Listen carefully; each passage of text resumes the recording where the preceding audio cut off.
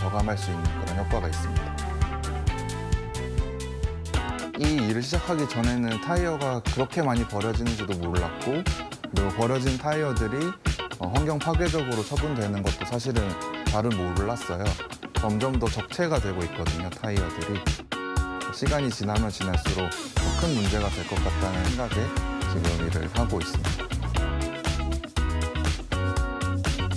타이어마다 모양이나 패턴이 굉장히 많이 다양한데 내가 가지고 있는 신발이 다른 신발들과 모양이 다를 수 있다는 점, 그런 점도 그 재미 요소로 좀 다가가고 있습니다.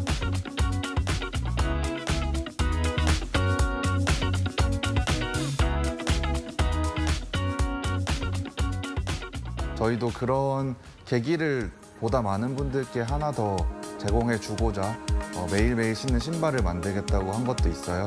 조금 더 주변을 살펴보면은 나 스스로도 조금 더 환경 보호에 참여할 수 있는 일이나 물건들이 더 있지 않을까, 그렇게 찾아보시면 어떨까 싶습니다. 나는 다시 달릴 수 있게 만드는 그리너입니다.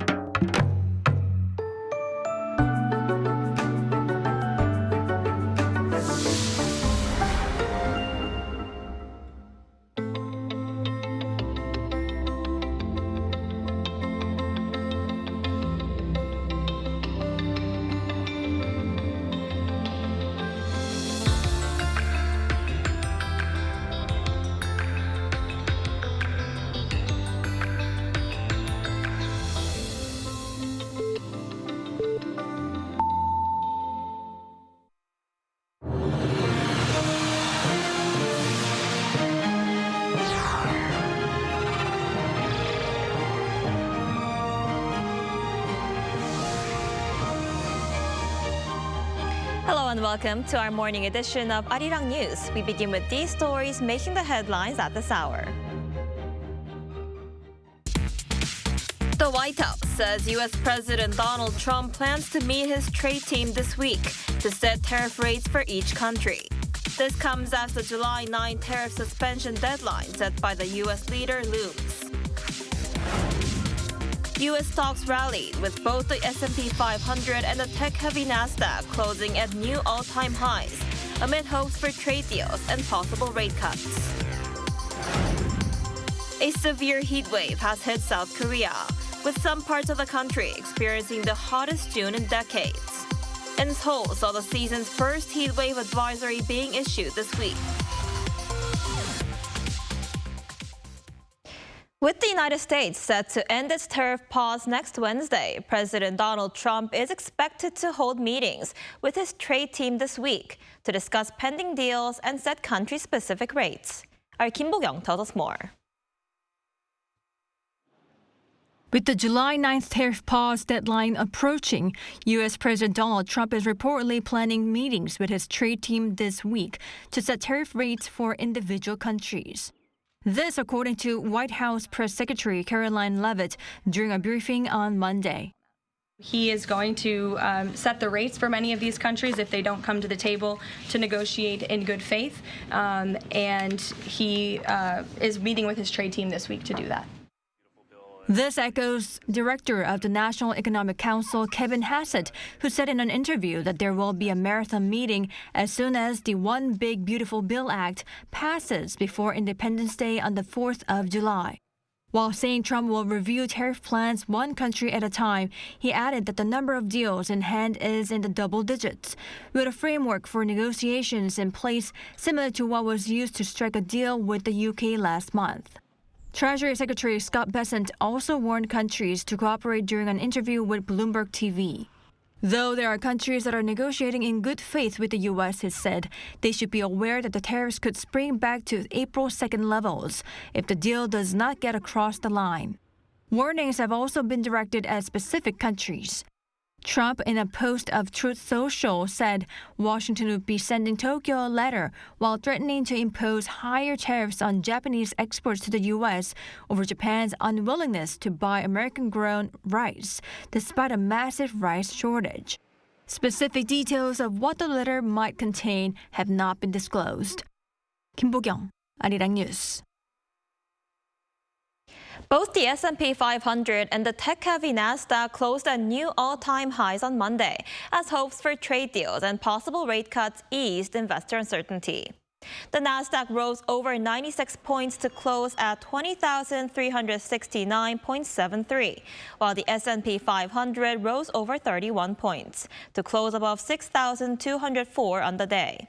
Both indexes ended the quarter with double-digit gains, with the S&P 500 gaining over 10%, while the Nasdaq rose nearly 18%.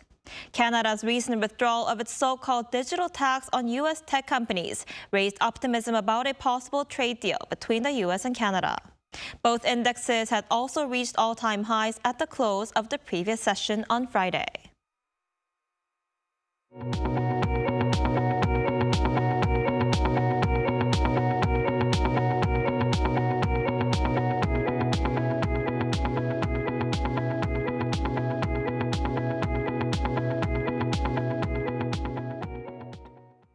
Seoul says North Korea's recent communication with the United Nations Command is a meaningful sign as it marks the first direct contact in 8 months.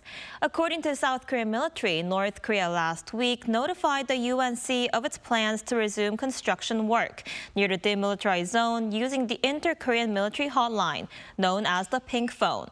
Seoul's Joint Chiefs of Staff says over 1,000 North Korean troops have been mobilized daily since late last week, while adding that it'll respond firmly to any violations of the military demarcation line. Although it's unclear what Pyongyang's intentions are, Seoul says the communication itself is significant, as the North has previously rejected dialogue. So with South Korea seeing the North's latest move as a meaningful sign, eyes are now on how the new administration will shape its policy on North Korea. For more on this, we're joined by Professor Min, professor at Korea National Diplomatic Academy. Professor Min, thanks for joining us this morning. Good morning. Morning. So North Korea appears to have resumed operations to build fortifications near the border after notifying the United Nations Command. What might be behind the North's move?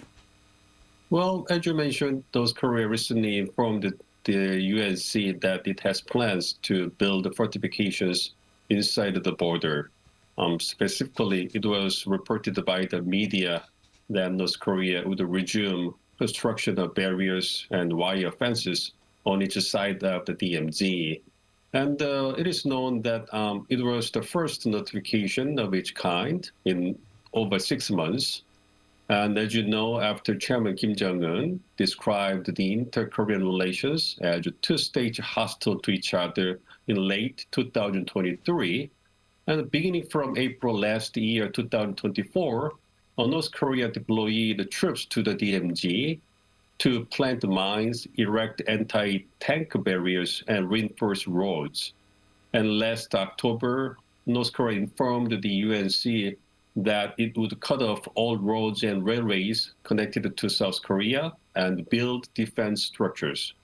So I think that North Korea's notification to the UNC this time could be a positive sign to show that Pyongyang is willing to engage in communication with the South and the UNC after the inauguration of the new President Lee Jae-myung in Seoul last month.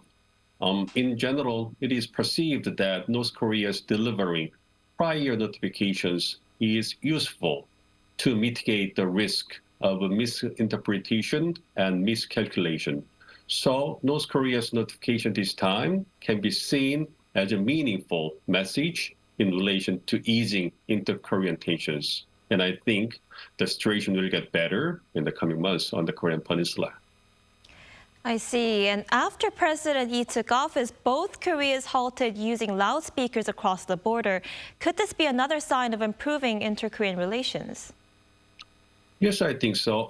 Regarding the inter-Korean relations, the Lee Jae-myung government want to foster a framework of peaceful coexistence on the Korean Peninsula by easing tensions between the two Koreas and pursuing those Koreas' denuclearization. As you know, the inter-Korean relations got worse under the previous government due to its deterrence-centered North Korean policy and Pyongyang's advocacy of the hostile two-state doctrine. And the Lee government underscores the urgent need to mitigate the Korea risk, to revitalize its economy and enhance socio-economic stability. And to this end, it want to restore communication channels like military hotlines, and it also want to pursue reciprocal cessation or the suspension of provocative actions like halting using loudspeakers across the border. In addition, the Lee government want to pursue mutually beneficial inter-Korean dialogues, and it also want to make tangible efforts to improve the human rights situation in North Korea. And at the same time, it has affirmed that the continued development of Pyongyang's nuclear and missile capabilities must be addressed without delay, and it has emphasized that it will closely work together with the U.S. and will also make a multilateral cooperation with the international community in order to achieve substantive progress in denuclearization and peace building on the Korean Peninsula. So I think that such an approach would contribute to enhancing the inter-Korean relations and restoring peace and stability on the Korean Peninsula. Right, and you just mentioned the administration's efforts such as building communication channels, and President Lee Jae-myung has vowed to build peace on the Korean Peninsula, as you mentioned. What would you say is the most notable shift in South Korea's policy toward North Korea compared to the previous administration? Yes, again, the previous government's hardline policy toward North Korea, just focusing on strengthening deterrence and Pyongyang's advocacy of the hostile two-state doctrine, made the inter-Korean relations the very worse and raised tensions on the Korean Peninsula as a whole. And the Lee Jae-myung government want to reduce tensions on the Korean Peninsula and resolve the Korea risk. And to this end, it want to stably manage the situation by promoting the restoration of inter-Korean communication channels like a military hotline and mutually suspending provocative actions. And in the early days in office, it is expected that the Lee government is focusing on reducing political and military tensions and resuming communications between the two Koreas, specifically restoring and improving the severely damaged inter-Korean relations will require considerable time and effort, and considering situation where the Lee government has numerous domestic and international agendas that it should prioritize, I think it is necessary to establish a foundation, just a foundation for restoring and enhancing inter-Korean relations in each early days in office. And I think that the Lee government's intention to normalize the inter-Korean relations should be spoken out loudly using various opportunities like what it did recently, the 25th anniversary of the June 15th joint declaration. And it is also necessary to reactivate communication channels to restore mutual trust, like the Panmunjom direct line and the Inter-Korean Joint Liaison Office. So I believe that normalizing inter-Korean relations will not only resolve the Korea risk, but also contribute to securing South Korea's positions and roles in resolving those Korean nuclear issues. I see. And U.S. President Donald Trump said he'll get the conflict solved with North Korea. How likely do you think is it that Kim Jong-un will engage in talks with Trump? Well, at this point, it's not clear, but it is expected that North Korea-U.S. relations will get better. through the resumption of the summit diplomacy between the two countries. As you know, the Trump government's first-term policy toward North Korea was the maximum pressure and engagement. And in the early days of the first term, it focused on the maximum pressure in response to North Korea's repeated nuclear and missile provocations. But as time passed, it shifted its policy priority to the maximum engagement. And after that, North Korea-U.S. leaders met 3 times in Singapore, Vietnam, and Panmunjom, and they discussed the denuclearization of the Korean Peninsula and the normalization of North Korea-U.S. relations. And as you know, since the presidential campaign last year, President Trump has sent a love call to Chairman Kim, emphasizing their friendly relationships. But North Korea, which went through the failure of the 2019 Hanoi summit and has survived, mainly through cooperation with Russia, is very cautious about the responding to President Trump's love call. So personally, I expect that the talks between North Korea and U.S. will be back as the 2 wars in the Middle East and Europe come to an end. And based on its advanced nuclear capabilities, North Korea is likely to demand more from U.S. to resume the dialogue, and therefore, North Korea-U.S. talks can be resumed when President Trump shows a more proactive stance and accepts what North Korea wants. I see. And the Unification Minister nominee voiced the need to change the ministry's name to better reflect the government's efforts to promote peace. Do you see this as an effective measure? Yes, I think so. As you mentioned, the recently Unification Minister nominee Jung Dong-young said that it may need to change the official name of the Unification Ministry as a way of highlighting the government's, Lee Jae-myung government's efforts to promote the peace and stability with North Korea. Specifically, Jung mentioned the possibility of dropping unification out of the official name of the ministry, considering the situation where North Korean leader Kim Jong-un declared that Pyongyang would not pursue unification and reconciliation with South Korea, and therefore Seoul first needed to focus on restoring peace on the Korean Peninsula. And he also said that suspending provocative actions like sending anti-Pyongyang leaflets to the north and restoring the inter-Korean communication channels would be the top policy priority to reduce tensions between the 2 Koreas. In addition, he mentioned that he supports the resumption of summit diplomacy between U.S. President Donald Trump and North Korean leader Kim Jong-un, and it will greatly help reduce tensions on the Korean Peninsula.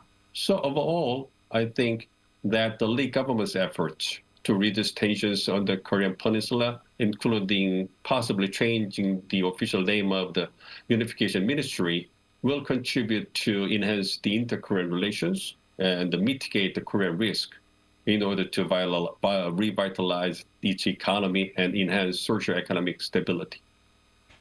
Right, we'll have to see if North Korea's Kim Jong-un really returns to the dialogue. Thank you so much for your insight today, Professor Min. We appreciate it. Thanks so much. It's rainy season, but with heavy monsoon rain taking a break, sweltering heat is on the rise. Seoul has experienced its first tropical night of the season, while the first heat wave advisory was also issued. Our Lee Seung-jae has more.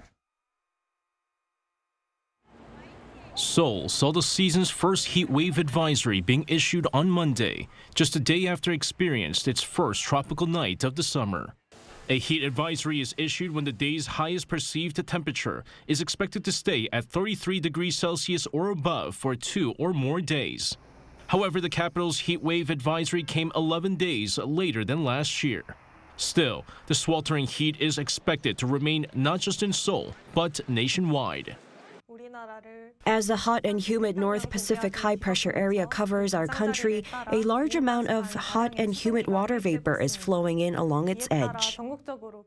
The Korea Meteorological Administration also issued heat wave warnings for around 20 regions nationwide, including Daegu, Gwangju, central Busan, and eastern Jeju Island.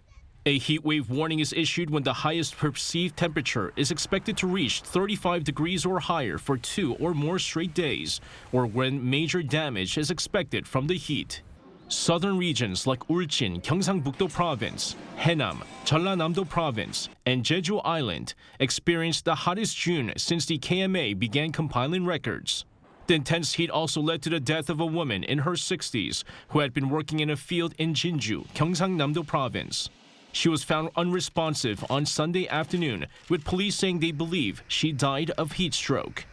The KMA advises vulnerable groups, including the elderly and children, to take extra care to stay hydrated and limit outdoor activities. Lee Seung-jae, Arirang News. And President Lee Jae-myung has invited leading cultural figures to his office to hear their voices on ways to support them and promote Korea as a global cultural powerhouse. There, he called for the need to significantly expand support for artists. Our top office correspondent Yoon Jung-min reports. A power that is soft but strong. The message was prominent as President Lee Jae-myung hosted leading figures in the cultural sector at the presidential office on Monday, given the impact of culture on the economy and beyond borders. 폭삭 속았수다를 보면서 이거를 하나의 산업으로 키워서 대한민국이 전 세계에 이렇게 딱 드러날 수 있는 결정적인 계기가 될 수도 있겠다 이 생각이 그때 들었습니다. 전 세계로 좀 진출해서 대한민국의 문화적 영향력을 키우면 우리가 세계적인 강국으로 선도국가. For that, he urged the need to significantly increase investment and support for the culture industry. Along with First Lady Kim Hae-kyung, among those invited were musical writer Park Chun-hyu, who wrote a Tony Award-winning Maybe Happy Ending, renowned soprano Cho Soo-mi, and 16-year-old ballerino Park Yun-jae. Also present were Kim Won-seok, director of the Netflix hit drama When Life Gives You Tangerines, and Heo Ga-young, who recently won first prize in the La Cinef section at the Cannes for her short film First Summer. As for the performance industry, we need more exchanges with local experts overseas. I ask for policies to help invite overseas experts here for cooperation, or artists here going abroad. The roundtable focused on hearing from artists themselves, as the president often emphasizes the need to listen to voices on the ground to devise tailored policies from their point of view, though he did pitch his suggestion based on his administrative experience as a governor. 사실 우리 사회 전체 수준을 높이기 위한 일종의 투자다 이렇게 생각을 좀 해줘야 될 것 같아서 제가 이제 문화 예술인 기본소득 같은 걸 도입하자.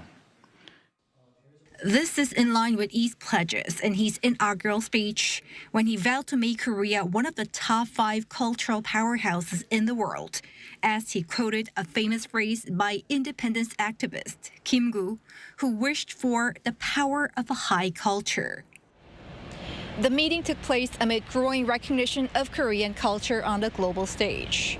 What lies ahead is how to materialize what's been discussed to actually support artists.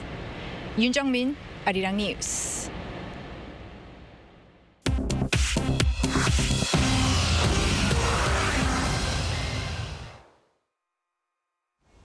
Good morning, I'm Choi Ji-hee, and this is The World Now. Israeli airstrikes have hit several locations across Gaza on Monday, killing at least 60, while the Israeli Prime Minister is set to visit the White House. A seaside cafe was struck by one of the airstrikes, killing over 30 people. This coincided with Israel's Strategic Affairs Minister Ron Dermer's visit to Washington under U.S. pressure for a ceasefire and hostage exchange. Israeli Prime Minister Benjamin Netanyahu is also set to visit the White House on July 7th for talks with U.S. President Donald Trump. The Israeli military stated its targets included Hamas command centers and that evacuation orders were issued in some areas. However, humanitarian groups and UN officials warned that the intensified strikes are adding to civilian suffering. Western Turkey is battling massive wildfires driven by extreme heat and strong winds, forcing tens of thousands of people to evacuate from 5 regions across the country. Wildfires in Izmir province are entering their 3rd day, fueled by scorching temperatures and winds reaching 40 to 50 kilometers per hour. The province's airport was briefly closed, and over 50,000 residents from 41 settlements have been evacuated. More than 1,000 personnel are involved in firefighting efforts. However, dense smoke and strong winds are hampering aerial extinguishing efforts. Turkey's forestry minister warned that the situation may worsen without a drop in temperature and wind speeds. Emergency services remain on alert, with resources being shifted to vulnerable coastal areas. The blazes form a part of a wider Western Europe heat wave, with temperatures across the region running 5 to 10 degrees Celsius above seasonal norms. Denmark's parliament has approved extending its compulsory conscription to women starting July 1st, placing them on equal footing with men in the national draft lottery. Until now, only male citizens were subject to mandatory service, whereas women could join voluntarily. The reform brings forward plans originally set for 2027 due to security concerns amid Russian aggression and NATO defense commitments. Under the new policy, all women turning 18 after June 30th will enter the draft pool of the lottery system alongside men. Denmark plans to increase its annual number of conscripts from 4,700 to 6,500 by 2033. Service duration is also being extended from 4 to 11 months.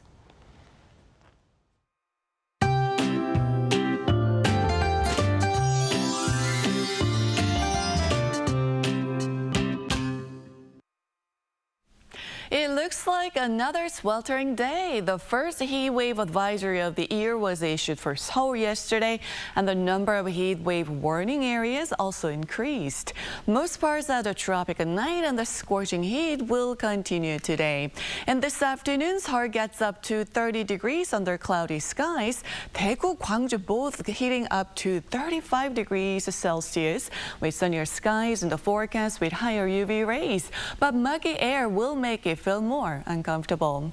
And as temperatures climb significantly, the atmosphere will become unstable, leading to sudden downpours in various parts of the country. Expect up to 50 millimeters of scattered showers between this morning and the evening, along with thunderstorms.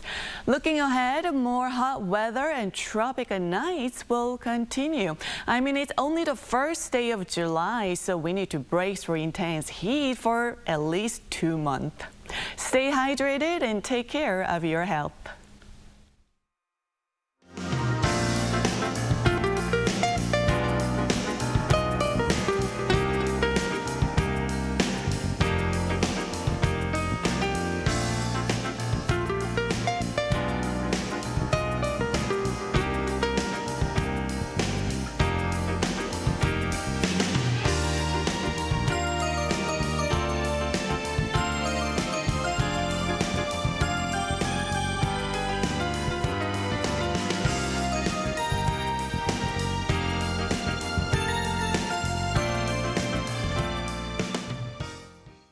Now that's all we have for this morning. Arirang News will be back at 5 p.m. Korea time. Thanks for watching.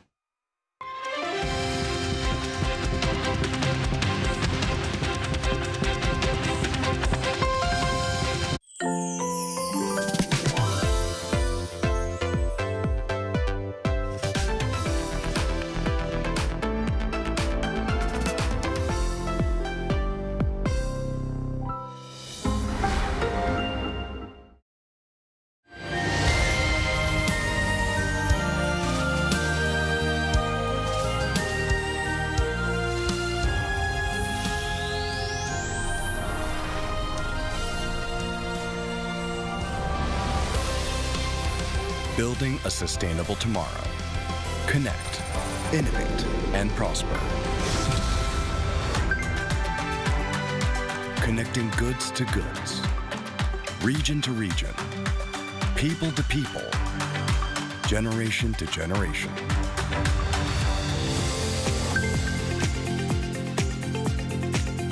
Facilitating innovation for all, closing the digital divide. building an inclusive technology ecosystem, promoting digital innovation by deepening dialogues on AI.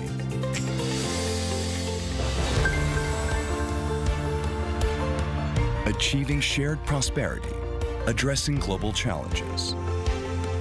Energy transition, climate change, population decline, and pandemic responses.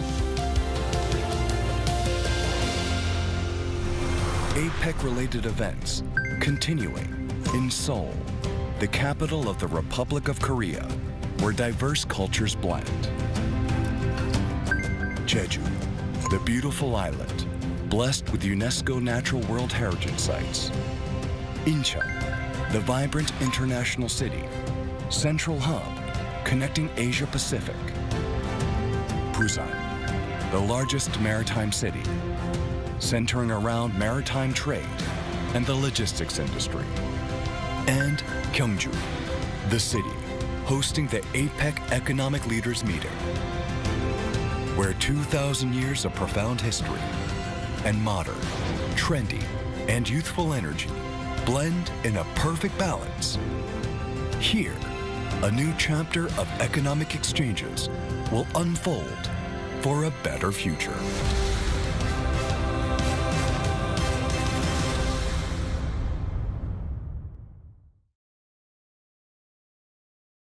Arirang TV is conducting an overseas TV viewer survey to provide you with a better global broadcast service.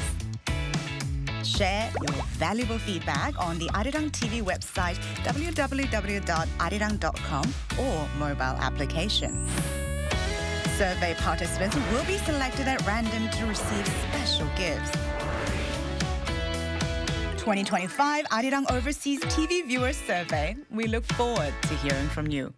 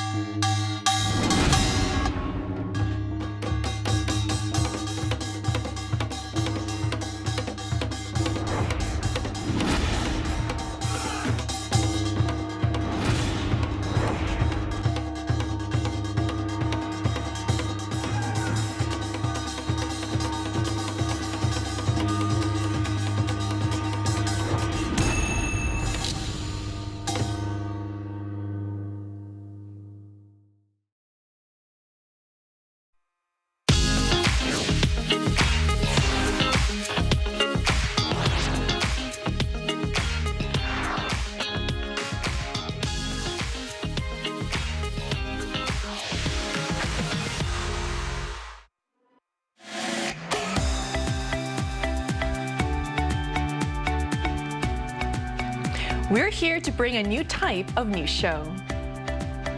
New insights, new styles, and new topics every day. We are News Generation. Bringing news just for you. It's Tuesday, July 1st here in Seoul.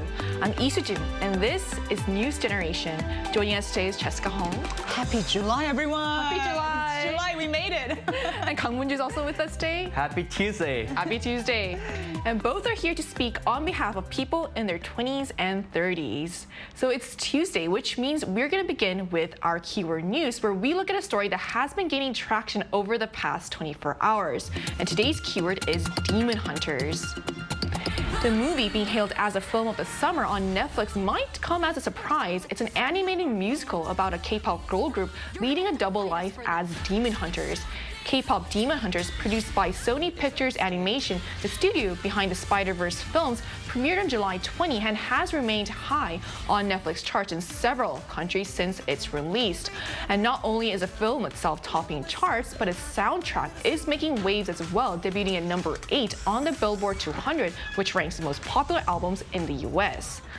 So, Moon-ju, have you watched this film, and what does it say about the power of K-pop and also Korean culture in general that global studios are building major productions around them?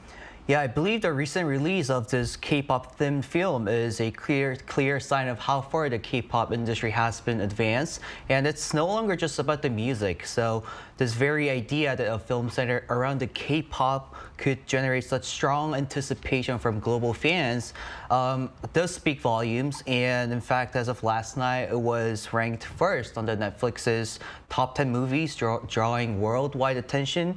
And as someone who genuinely loves the K-pop, seeing this kind of effect is very happy, and I couldn't be more happier. And on a personal note, seeing some of my best actresses and actors in the cast list made me more exciting to watch this film. Right, I'm not sure exactly who your favorite actors are, but I was actually really surprised that, it's an international studio that's producing it, but seeing actors like An Hyo-seop on it was quite surprising. So I feel like it does really blend the best of both worlds. So Jessica, what are your thoughts on this? I mean, I couldn't agree with you more, Soo-jin. First of all, I thought it was really cute because it was like a K-pop themed musical. And I was actually watching a snippet of it while it was playing on the VCR. But I mean, I saw the cast behind this film and it was star-studded. There's Daniel Day-Kim, Kim Yoon-jin, there's Ken Jeong, and even Lee Byung-won from Squid Games. So it feels like it is absolutely star-studded and packed. And as you mentioned, it is from the studio that made also Spider-Man universe. So it seems like it's definitely taken on this new level of production, cast, and music because it's charting on the Billboard as well. So I'm definitely excited to see how far it can go because it does definitely have a lot of elements of Korean culture in it. So I'm quite excited to see, yeah.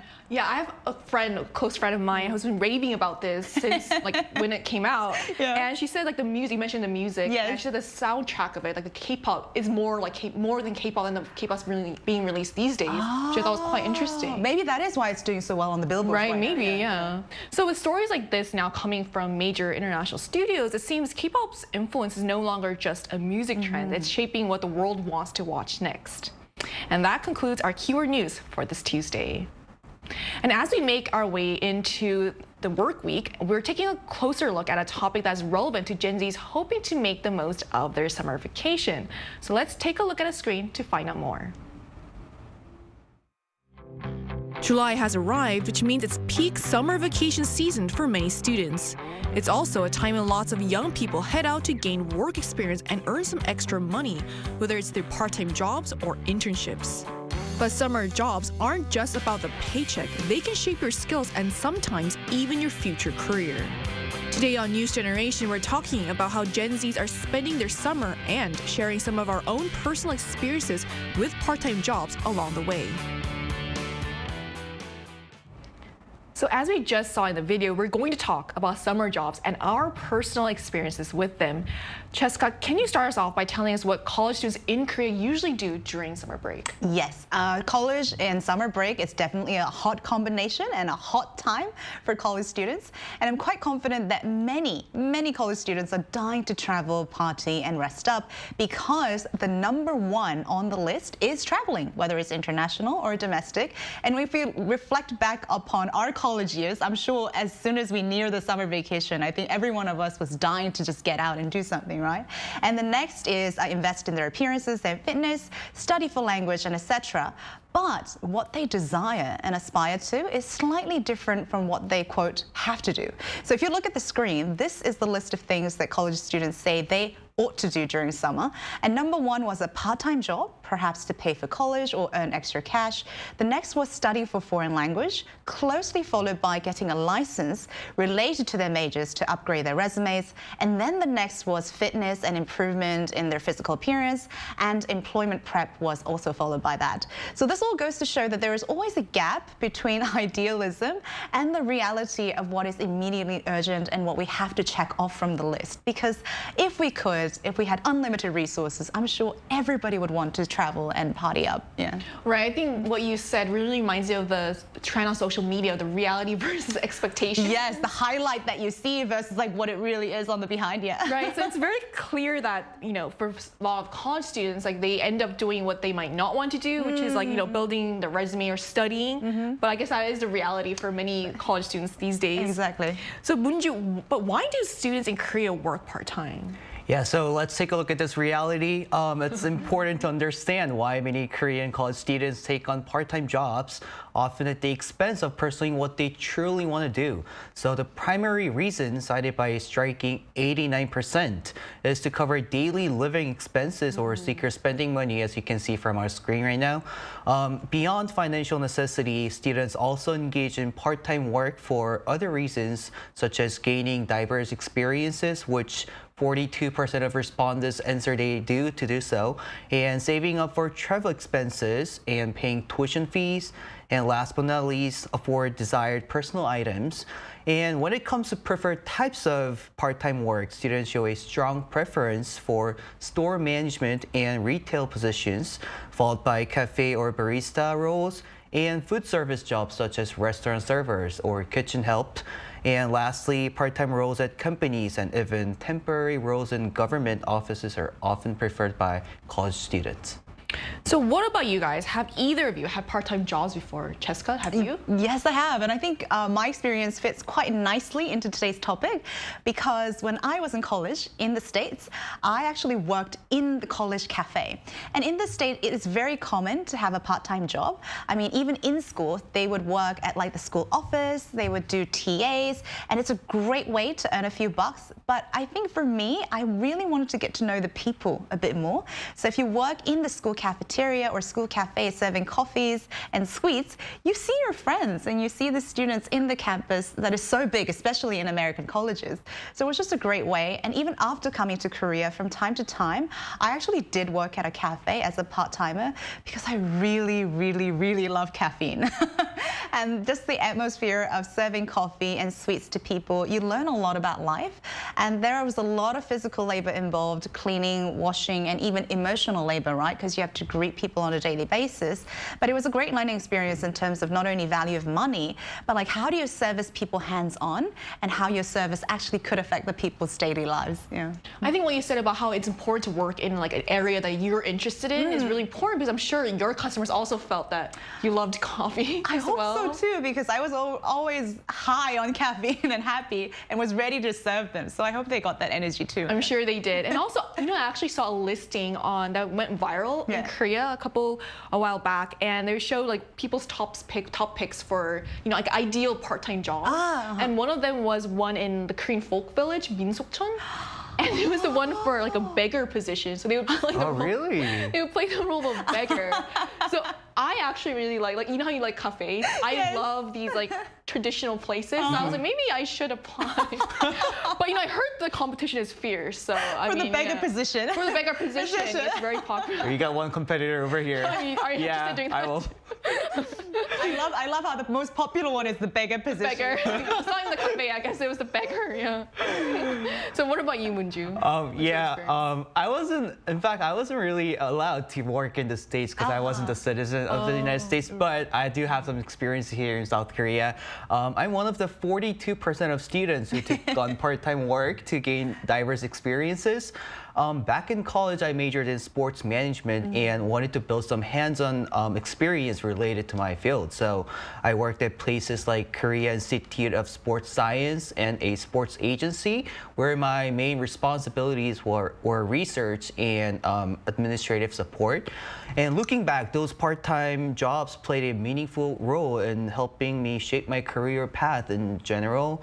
Although I'm working in a quite different industry right now, at that time, I was fully intended to work in a sports industry, and I believe if I really did, it would have been a great asset, those part-time works that I've done as an internship. So I think it's genuinely recommend part-time work. It's not just about the money. I mean, money is important, but there are some other things that you can really gain from doing part-time jobs, which is the doors it can open for you for the future. And inside, it can give you into the working field. So I think I recommend you all trying some part-time jobs. Right, like you said, so working part-time can be a great experience, but the reality is things don't always go the way we plan. So have you ever experienced any conflicts or difficult situations while working part-time, Moonju? In my case, thankfully, I was fortunate enough to work with kind and respectful supervisors. But however, hearing from my friends, I think it's very often to experience some conflicts with employers and supervisors. From a part-timer's perspective, it can be incredibly frustrating to deal with overly authoritative supervisors, or irregular or unfair work schedules, and even delays in receiving proper overwork or overtime payments. Those are kind of the most common conflicts that part-timers and employers are having right now. And these issues aren't just inconvenient. They make part-time workers feel like they're disrespected, they're undervalued. So I think that's something that really needs to be addressed. Right, speaking of what needs to be addressed, I don't want to put you on a spot, but do you mind showing or acting out what that would look like for us? Maybe Jessica can also help? I would help by being the authoritative boss. Yeah. Well, I'm on the spot right now. Yes, you are. I'll try. Yeah. Well, here you go. Hey, boss. I just noticed something seems off with my last month's payment. Could we take a quick look about it together? Sure. Okay. Last time, you remember we closed the shop 10 minutes early. Your hourly page is 10,000 won. So divided by that 6, I took the 10 minutes off from your paycheck. I don't see the problem. Yes, boss. I'm sorry. We My count bad. by the minutes. Yeah. Great. That was great acting. I have to say, I should be clapping. I want to clap. That was great from both of you guys. Demon Hunters, are you watching? So many pictures. So many pictures. Are you watching? Okay, so that was from the employee perspective. Yes. But since you guys already did one, do you mind doing another one, this time from an employer's perspective? Absolutely, because we spoke, as you said, Sujin, we spoke from the employee perspective, but from someone who is on the employment perspective, there is a community of business owners called 아프니까 사장이다, and it's a play on words called CEO Hurts, because they have testimonials of those, people, part-timers who don't show up without notice on the day of, people who would ignore a call because they have a call phobia, or even other behaviors that actually negatively impact their business itself, even though the bosses are paying to improve their services. Yeah. So, do you think you can show us what that will look I'm like? so ready. I'm so ready. All right, it's not my turn, right? Hey, boss. So I'm going to be the boss that hired the wrong person. The phone rings. Excuse me, Moonju, I think you missed 5 calls today. Why aren't you picking up any of the calls? Well, it's 8, by the way. And I usually don't take phone calls, boss. I have call phobia. So they make me really anxious, so I'm not going to take any calls in the future. So please take a note to it. I'm sorry, you have a what? Call phobia. But I hired you to improve my business, which means taking these calls. Fine, you want to rewrite our contract now? Wow. FYI, I'm not this kind of person, guys. This is just, He's just really good at acting. Yes. Yeah. Watching Netflix, I'm right here. We're all available. So that's a funny scenario, but it's actually something many business owners actually might face these days, and hopefully they're not as brazen as Moonju was. And it's also important to think about the impact on the employers and and employees, and to find a balance between the two sides. And maybe we all need to meet halfway between call phobia and the various business needs that are there as well. So those kind of challenges aren't uncommon when working part-time. So to get a broader sense of what causes conflicts on the job, we turn to our viewers on the Arirang News YouTube channel and ask them about their experiences. So we asked our viewers what causes the most conflict at part-time jobs. And here are the answers we got. So pay-related issues were the most common source of conflict, accounting for 48% of responses. This was followed by unclear or irregular work hours, which made up 30%, while 22% of respondents identified a strict working environment as a key cause of tension. So to hear more about today's part-time culture, both the good and the bad, we'll be speaking with a university student from France, and that's coming up right after the break, so stay tuned.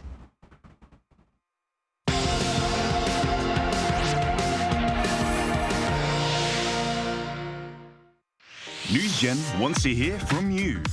Go to YouTube and search our channel Arirang News. Click Community and leave a comment down below. Make a new type of news with us.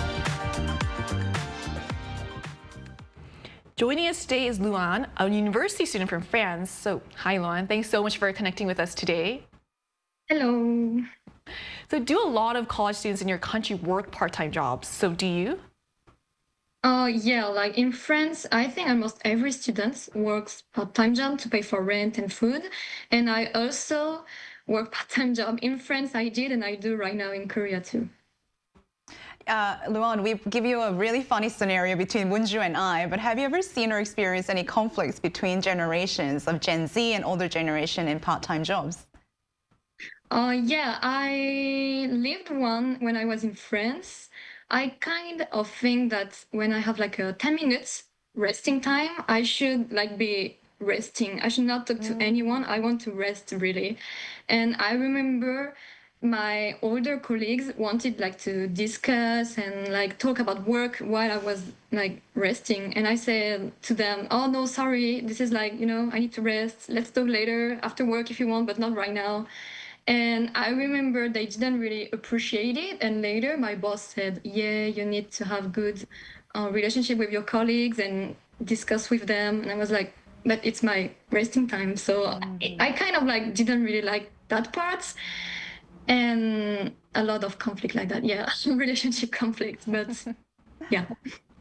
Yeah, I do feel you. And our last question for you today is, as a college student who's anticipating this summer vacation, do you have any plans for your wholesome vacation?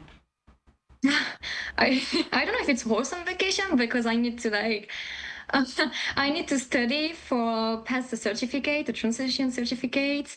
I need to study for my Korean test too. And I need to work to have money. But maybe I will have a little trip in August to like rest a little bit.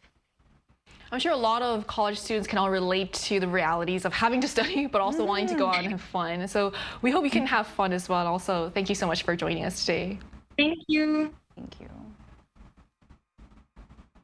So we just heard from a university student from another country about what the part-time job culture is like there. So now it's summer break in full swing. I'd like to wrap up by asking Cheska, what's your advice on how to make most of it? And this is a very, very, very personal advice from a person who loves to experience and learn things. But as Luan mentioned, when you're a college student, there are so many things to do. So I say plan it out, but have fun planning. So sometimes you might want a part-time job, you might want to travel, you have a license. Maybe have some few backup plans. Maybe have 3 different options for part-timing. I see Munju's eyes getting bigger. And then maybe have a couple of schedules to when you want to study, but when you want to travel. So you get to enjoy everything. Because sometimes we all experienced summer break sometimes goes by a whoosh. When you wake up and realize, oh my God, tomorrow is the opening day of school. I support this. I mean, a lot of people say the best part of a trip is the planning. Like the planning, yeah, right. Yes. And seeing it work out. And when the plan works out. Right.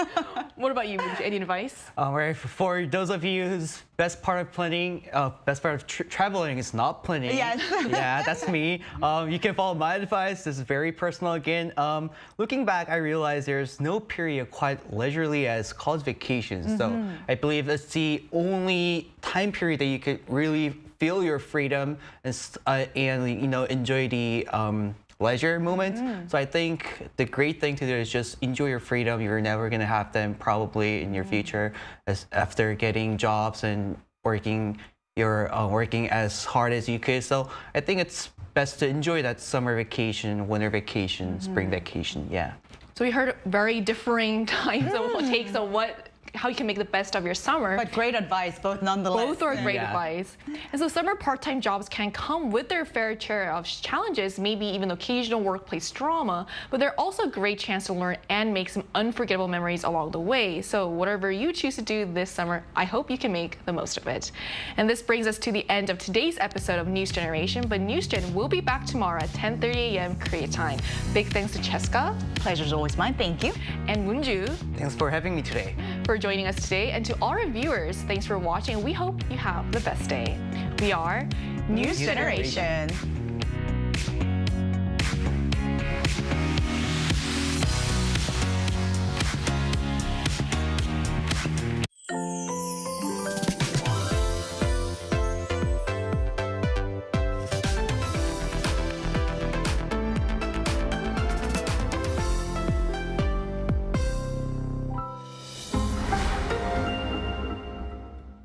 How to survive in Korea. One room. So, you're surviving in Korea. If you've signed a contract for a one room, obviously you're a pro. But the real deal begins now. Step 1. Housewarming. No need to buy toilet paper, diffusers or hand soap. You'll get them soon enough as housewarming gifts. And some are bound to pile up. There's nothing better to serve your guests than milpaeyu nabe. If you have Korean friends coming over, don't forget the extra garlic. Step 2. Garbage disposal. With great power comes great responsibility. You've had a good time, so let's get to work. It might be tempting to sweep everything into a trash can, but you have to separate your garbage. Not bothered? Beware that negligence is punished with a fine or public humiliation. Step 3. Drying rack. You're excited to live alone in Korea, but the fate of these items, hanger, storage, or a hanger. Go get fresh coffee outside. Jogging doesn't cost anything, and nothing beats instant rice. But keep one item around so that you don't get too lonely.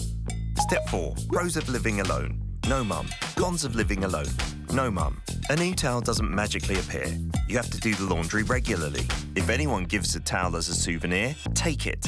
Get rid of mold immediately. Don't be lazy with the vacuum cleaner. Housework is an endless affair. Overwhelmed? Give your mum a call and thank her for everything she's done. Did you survive in your one room? Wait, you have an unwanted visitor. Call someone you fancy. Could be the right person for the job. Welcome to the Globalists. Welcome to the Globalists. Welcome to the Globalists. We're in a new set, a brand new set.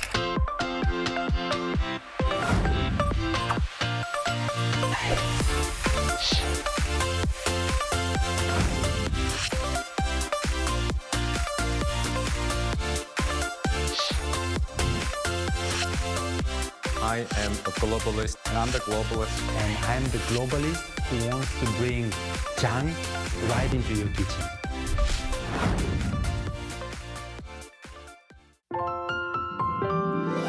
The future is not there predetermined for you. That's the recognition of the 21st century science.